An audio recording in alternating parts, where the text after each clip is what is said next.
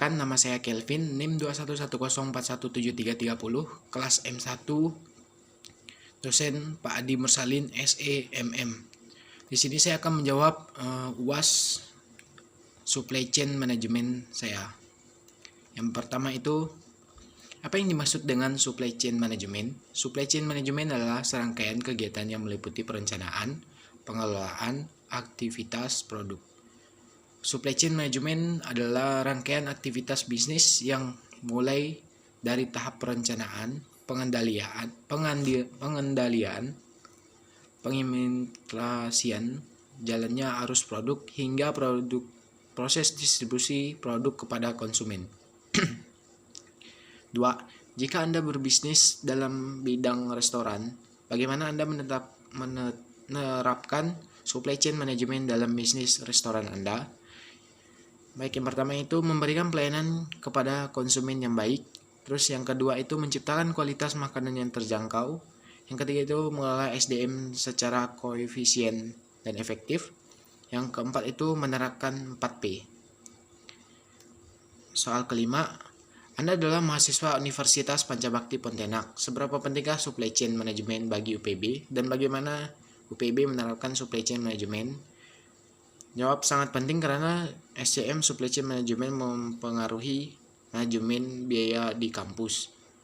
Dan Supply Chain Management memainkan peran penting dalam meningkatkan kualitas pelayanan di dalam kampus. Cara menerapkannya mungkin dengan meningkatkan suatu kampus yang lebih baik lagi.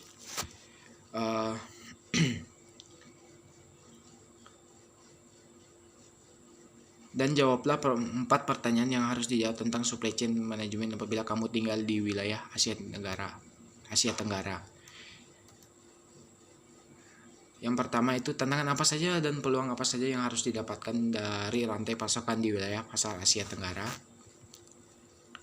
Jawabnya, meskipun pasar wilayah Asia Tenggara terdapat sebuah potensi dari pertumbuhan perekonomian yang baik, ekonomi yang masih dapat berkembang pesat kemudian membawa berbagai macam tantangan tersendiri. Tingkat pembangunan infrastruktur yang berbeda pada masing-masing daerah memiliki sebuah makna bahwa setiap usaha memerlukan berbagai macam strategi supply chain yang dimana berbeda-beda guna untuk mendapatkan sebuah standar yang dapat digunakan dalam memenuhi kebutuhan dari konsumen. Dari sebuah penelitian yang dilakukan oleh Google dan Temes Holding, mereka lebih memfokuskan terhadap sebuah potensi yang dimiliki oleh Asia Tenggara dalam kondisi pasar e-komersi yang tumbuh dari nilai US dollar 5,5 miliar pada 2015 yang kemudian menjadi bernilai US dollar 88 miliar pada tahun 2025. Indonesia menjadi pemenang dari 52% pasar e-komersi di wilayah Asia Tenggara. Pertumbuhan yang terbilang cepat tersebut memiliki sebuah artian bahwa hal tersebut menjadi sebuah pasar yang sangatlah berpotensi bagi sektor logistik, akan tetapi hal itu juga akan berpengaruh akan tekanan yang berasal dari konsumen, peningkatan persaingan, dan tidak adanya pelanggan setia. Hal ini kemudian menjadi faktor logistik sebagai sebuah pembeda utama dari perusahaan e-komersi. Dalam kondisi hal membuat pelaku bisnis untuk lebih fokus dalam bidang logistik mereka, terjadinya peningkatan terhadap penjualan online yang sangat tinggi dan meningkatnya produsen yang bermigrasi menuju wilayah ini menjadikan sektor logistik setiap meroket di wilayah Indonesia. Sektor transportasi dan juga logistik yang berada di Indonesia sebelumnya telah mengalami peningkatan sebesar 2 digit dalam 1 dekade ini, dan kemudian tren dari peningkatan ini kemudian akan selalu terus berlanjut dalam tantangan juga peluang yang sangatlah besar. Sektor logistik kemudian perlu dilakukan otomatisasi guna untuk meningkatkan produktivitasnya. Soal yang kedua, mengapa saya perlu melakukan otomatisasi dalam supply chain saya dikarenakan akan besarnya logistik yang terjadi di kawasan Asia Tenggara menjadikan hal ini sebagai sebuah tantangan bagi pelaku industri. Hal tersebut dikarenakan permintaan dari pelanggan akan meningkat, maka hal tersebut akan menjadi sebuah tekanan bagi pelaku bisnis guna untuk melayani konsumen dan juga untuk mempertahankan konsumen tersebut. Bayangkan mencoba mengirimkan 100 unit furniture. Pengambil keputusan untuk mempertimbangkan kontrak biaya atas jenis kendaraan yang berbeda, jenis furniture yang dapat atau tidak dapat dikirim bersama, rekan mana yang harus ditugaskan untuk merakit furniture ini, alamat dan waktu dari hubungan pemuatan bersama dengan kendala nyata dan kondisi lalu lintas dan alamat pengiriman yang rumit dalam kawasan yang mengharapkan lonjakan besar dalam ekonomi dan perusahaan mengantisipasi lonjakan pesan. Menjadi hampir mustahil bagi pikiran manusia untuk mempertimbangkan semua faktor yang disebutkan di atas.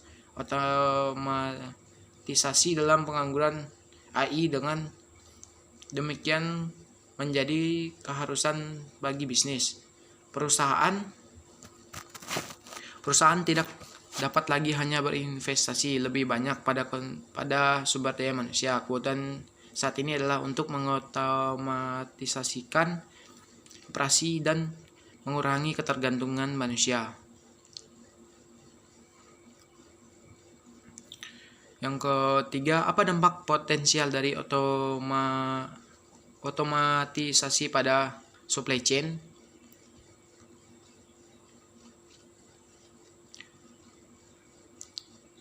Rute yang dioptimalkan hingga pengiriman jarak terakhir yang efisien. Otomatisasi berpotensi merevolusi seluruh operasi supply chain.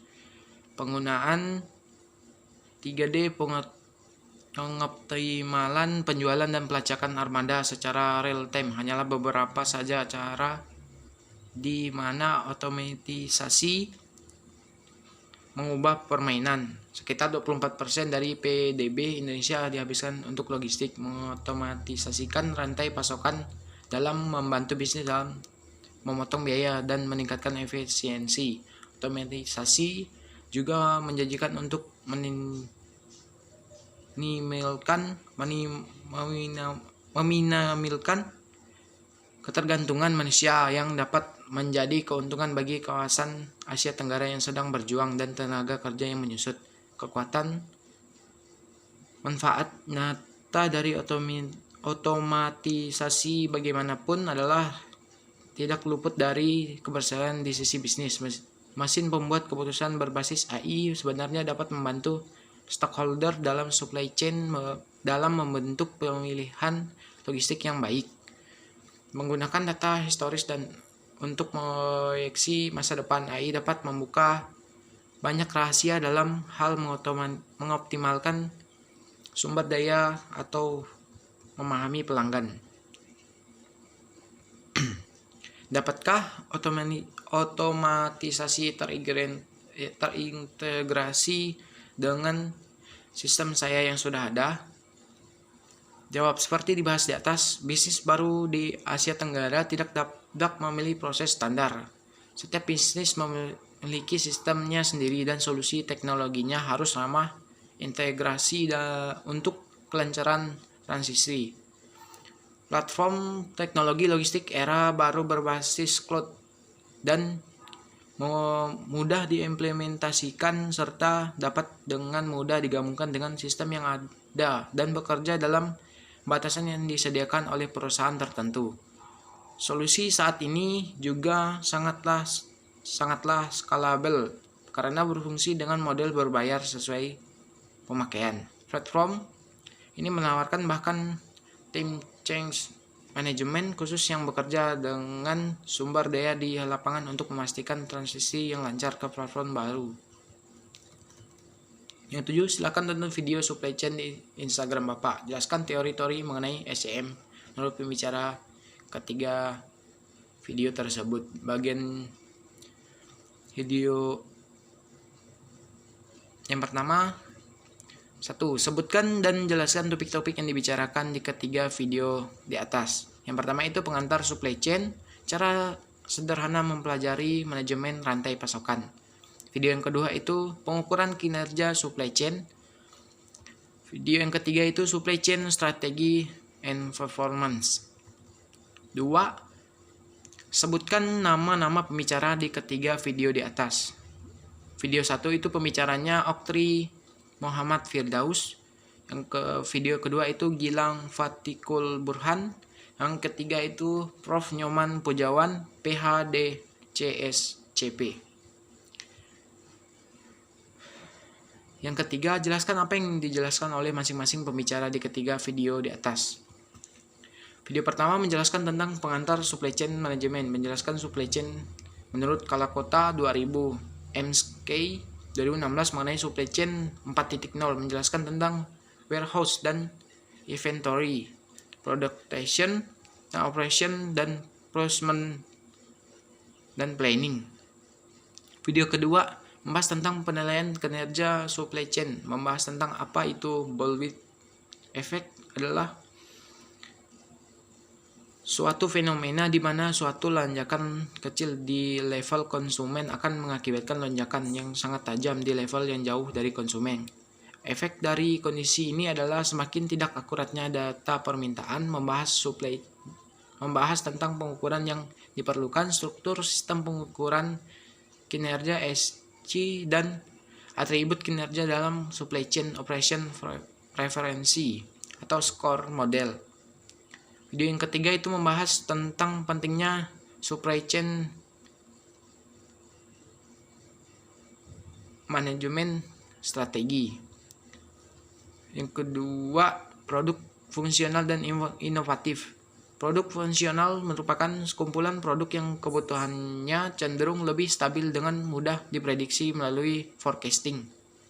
Produk fungsional merupakan sekumpulan produk yang kebutuhannya cenderung lebih stabil dan mudah diprediksi melalui forecasting. Kita ambil contoh air mineral, beras, minyak goreng, snack, dan berbagai macam produk pemenuhan kebutuhan kita sehari-hari lainnya.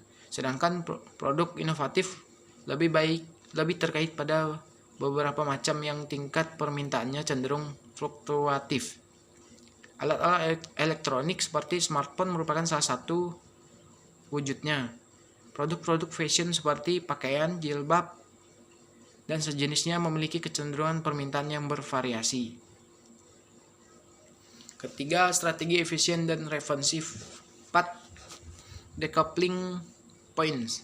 Decoupling points atau biasa dikenal dengan Customer Order Decoupling Point (CODP) merupakan lokasi dalam jaringan distribusi di mana inventory ditempatkan untuk membuat intensitas atau proses yang satu dengan yang lain saling independen. Postman strategi adalah strategi yang bertujuan untuk menunda beberapa aktivitas dalam supply chain sampai customer demands. Hal ini dilakukan dengan tujuan untuk menjaga adanya cost karena penumpukan inventory dan juga meningkatkan respon terhadap permintaan customer. Dalam strategi postman, istilah decoupling points sangatlah berkaitan erat. Decoupling points atau biasa dikenal dengan Customer Order Decoupling Points (CODP) merupakan lokasi dalam jaringan distribusi di mana inventory ditempatkan untuk membuat intensitas atau proses yang yang satu dengan yang lainnya saling independen. Manfaat dan pelajaran apa yang Anda peroleh dari menonton ketiga video di atas? Manfaatnya yang saya peroleh yaitu saya mengetahui dan memahami apa sih itu pengantar supply chain dan bagaimana cara penilaian kerja di dalam supply chain, mengetahui apa sih itu supply chain 4.0, pentingnya strategi supply chain management. Bagian C itu sebutkan tugas-tugas yang sudah Anda kerjakan selama Anda kuliah di supply chain management. Tugasnya yang pertama itu memberikan 3 video di Instagram Bapak materi tentang SCM. Yang kedua itu meringkas materi tentang desain jaringan dalam rantai pasokan ditambah buat video. Yang ketiga itu meringkas apa sih itu supply chain management ditambah buat video. Demikian jawaban UAS SCM saya. Terima kasih.